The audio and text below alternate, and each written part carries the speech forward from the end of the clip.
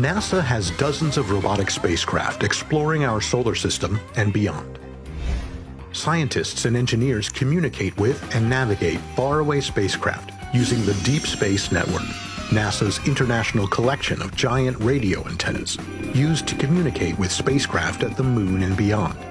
But the Deep Space Network, or DSN, is more than just a messaging service. In fact, scientists use the DSN to perform radio and gravity science experiments. But what is radio and gravity science, and how can it help us learn more about the planets, moons, and other small bodies in our solar system? We're all familiar with gravity. It's the force by which an object attracts other objects, such as a planet pulling a spacecraft toward it. Gravity is also the force that keeps all of the planets in orbit around the Sun. Here on Earth, we experience this every day.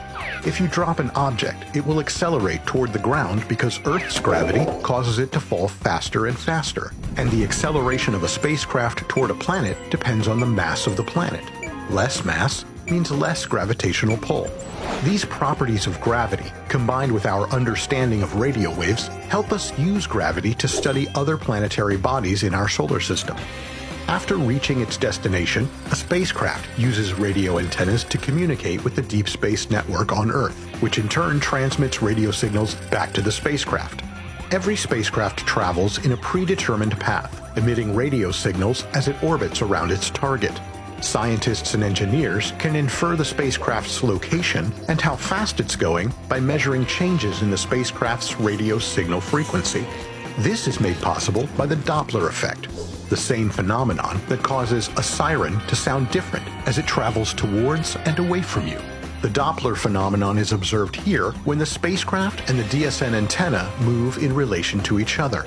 Differences between the frequency of radio signals sent by the spacecraft as it orbits and signals received on Earth give us details about the gravitational field of a planetary body. For example, if the gravity is slightly stronger, the spacecraft will accelerate slightly more. If gravity is slightly weaker, the spacecraft will accelerate slightly less.